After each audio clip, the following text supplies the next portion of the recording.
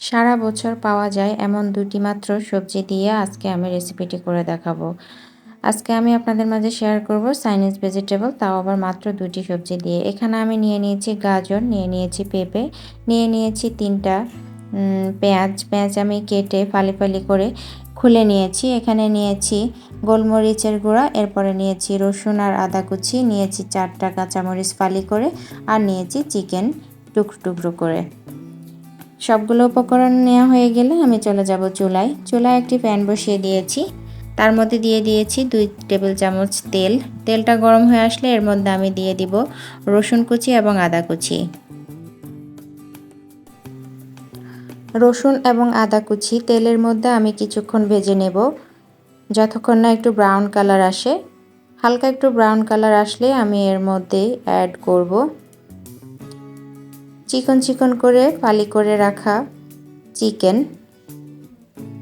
চিকেনটা দিয়ে আমি অল্প কিছুক্ষণ একটু ভেজে নিচ্ছি। হ্যালো এভরিওয়ান, আসসালামু আলাইকুম। সুলতানা লাইফস্টাইল থেকে আমি সুলতানা আবারও হাজির হয়ে গেলাম নতুন একটি রেসিপি নিয়ে।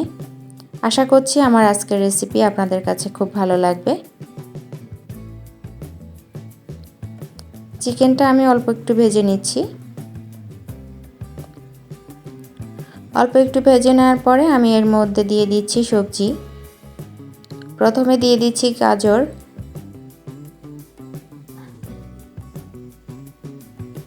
এরপরে দিয়ে দিব পেঁপে,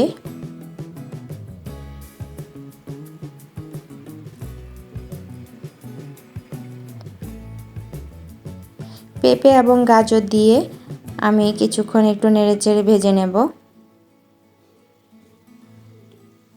1 মিনিট ভেজে নেওয়ার পরে আমি এর মধ্যে পানি অ্যাড করে দেব। পানিটা পরিমাণ মতো দিবেন যাতে সবজিটা সিদ্ধ হয়ে যায় কিন্তু গলে না যায়। চাইনিজ ভেজিটেবল হচ্ছে সিদ্ধ হবে কিন্তু দেখে মনে হবে যে সিদ্ধ হয়নি, আস্তে আস্তে থাকবে কিন্তু গলে যাবে না। দিয়ে দিচ্ছি পরিমাণ মতো লবণ।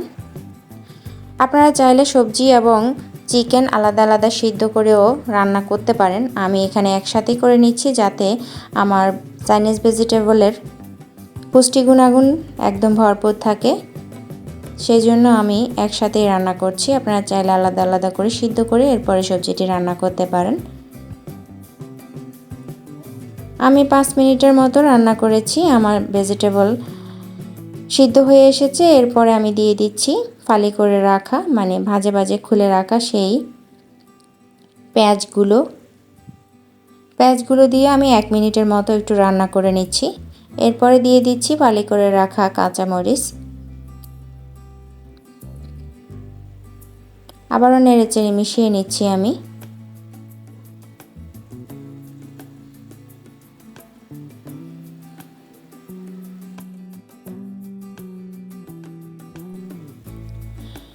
দু মিনিট রান্না করার পরে আমি এর মধ্যে অ্যাড করব গোলমরিচের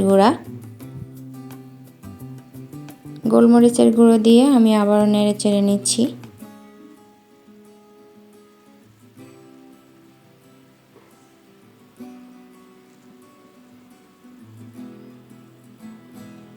সবজিটা যখন আমার 80% সিদ্ধ হয়ে যাবে সে পর্যায়ে আমি দিয়ে দেব এখানে কর্নফ্লাওয়ার। আমি এখানে 2 টেবিল চামচ কর্নফ্লাওয়ার গুলিয়ে নিয়েছি। একসাথে দিবেন না, একটু একটু করে দিয়ে মিশিয়ে দেখবেন কতটুকু আপনার লাগে। কর্নফ্লাওয়ারটা এভাবে দিতে হবে যেন একটু ঘন হয়ে আসে কিন্তু জমাট বেঁধে না যায়। চাইনিজ ভেজিটেবলটা অনেকে একদম কর্নফ্লাওয়ার দিয়ে জমাট বাঁধিয়ে ফেলেন, আসলে সেরকম না। আপনি একটু মাখা মাখা করে নেবেন, ঝোলটা একদম বসিয়ে যেন না যায় সেদিকে লক্ষ্য রাখবেন। দেখুন আমি দিয়ে দিয়েছি, আমি 2 চামচ গুলিয়েছি কিন্তু আমার লেগেছে 1.5 চামচের মতো। কর্নফ্লাওয়ারটা দিয়ে আমি আবারও একটু কিছুক্ষণ রান্না করে নিচ্ছি। দেখুন স্ট্রাকচারটা কেমন এসেছে, অনেক বেশি ঘন হবে না আবার পাতলাও থাকবে না, মাঝামাঝি অবস্থায় থাকবে, দেখেই বুঝতে পারবেন। আমার সবজি রান্না কমপ্লিট।